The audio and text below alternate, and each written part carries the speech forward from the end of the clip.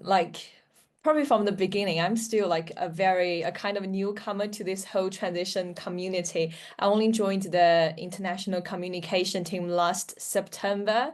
That's when I just like graduated from a master degree in climate change. So that's when also I had this kind of key interest in community action in terms of like climate crisis. So I started to look online of various ways that I can be part of this. And it wasn't a really like long search before I had my eyes on Transition Network. It was like in line with everything, almost everything that I believe in. It's not at all like confrontational, like intense as a movement itself. So I emailed them and got connected to Estelle and Lisa, and immediately we started talking about like different ways like I can contribute to this. And at that time, I was like, I need to know more about this movement. So we had this idea of having a channel called The People of Transition, where I get to interview people from like different projects and different parts of the world of their experience of starting an initiative, for example. So, and then very soon we had our own Instagram channel and our very own YouTube playlist. So I think our idea for this project at the beginning was really to because sometimes you know how we are talking about all those like big ideas, big initiatives, and how much of an impact they are making in the world. And sometimes we feel like those individual like personal stories, they really weren't unheard. So this project was really trying to celebrate individuals. So we have been talking about things like, for example, what prompted you to start this transition project in the first place? What are your like proudest moments, or what are some of the challenges that have come your way, and have you experienced any burnout? So we believe that those are the like bits of things that people feel like resonate with. So those are something that we can pick up, thinking that yes, I'm in that place too, or I have been there. I've been feeling the same way. So we do believe this connection, like this, like humanness throughout this storytelling is what it's something that's really powerful and can give strength to more people who are on the same path doing similar things. And just to give you like an example, so in the first interview I talked to Dora, who started the initiative called Luciendo y la Planeta, which is a place for people to sit and discuss issues about like environmental crisis, ecological the degradation and all those like climate and change issues, while doing all those like stitching of clothes, mending clothes and fabrics, and to kind of make art out of them. And also in our second interview, we had Gabby with us. So Gabby had two lovely daughters. So he started an education program called Collab Javan. So it was started because he had this deep concern for about the education for her daughter. So, you know, sometimes how education program can be a little bit disappointing. And that's why she started this Collab Javan to let the children who are taking part to build this connection with themselves, and then gradually to build connections with the outside world, with the environment. That's how they're going to feel like they are part of the environment. They should be responsible for their environment. So it's like a different starting place, and started with the education for the younger children.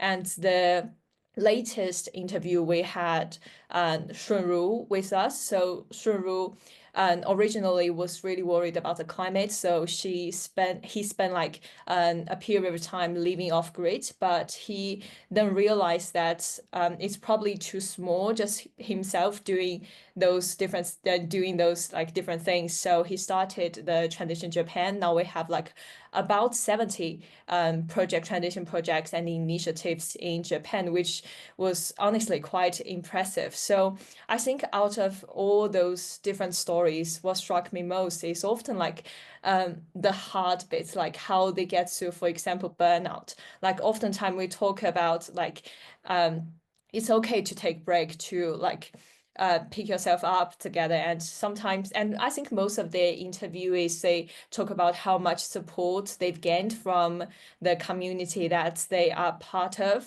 That's something that's really valuable for them. So, and that's probably goes to the point that I want to make, is this sense of community that I felt during the process and the experience of doing this project and interviewing different people, is that although like we're from different parts of the world, we're from different countries, different continents, sometimes we speak different like first language, we are running different projects, but because we have this network, we stay connected. And oftentimes I find those people in different projects, they know each other really well, like even though they are from different parts of the world, because so you can see them like commenting on each other's interview posts, which give you this really lovely sense of community there. So I think to quote Shuru Yoshida, so he said something in the interview that really struck me, is that there's only one heart in transition and we share that heart. So I think probably it goes down to something like we're not so different after all, even though we're doing like different things, but like based on that one heart, we can have the like the conversation builds on, and to spread all those like amazing conversations we're having with our community. And before I end my presentation, probably what I envision of this project in the future is, as you probably know, this is a fairly new project. We only had 3 interviews and still growing. So my idea is to like interview more people from different parts of the world. Now we have interviewees from Japan, Brazil, and Mexico. So we are really trying to get to know more people better. And also now we have like focus on the education program on art projects. So we're also trying to explore projects that have different themes, and also people have different roles in the project. So not necessarily the people who are leading or started the initiative, but probably people like me who are volunteers, but really passionate about the things that they are doing, and also to talk to people with different identities. So essentially, I'm really thinking of this project like a kind of a collection, a repository of different stories where you can just go there, you can watch those interviews, watch our social media content, and really resonate with some part of the interview, and probably possibly see yourself in some of those stories. So something that's probably feel quite attainable, like starting, for example, Transition Street in your neighborhood, or start your local project. It's really something that you can do as well. And probably in terms of the format of the project, so all the 3 interviews we do are like individual interviews. So I'm thinking probably it's a good idea to do some like group discussions where we can get some like collective voice and response to some of the common questions, like how you grow a project, like what did you do when you faced burnout throughout the process. So I think these are the things that's really helpful for people to like for people who are going through the same thing. And I think more personally, I'm really looking forward to have some like in-person conversations. So I think there's like a different dynamics we can explore there. There's like so much more you can like express in the offline face-to-face conversation. And yeah, and I think if I'm going to other parts of the world, I think I'd love to carry this project with me and talk to more people. And yeah, so if you think this is something that interests you, and if you want to share your stories, feel free to get in touch. And I'll be sending the links where you can find me.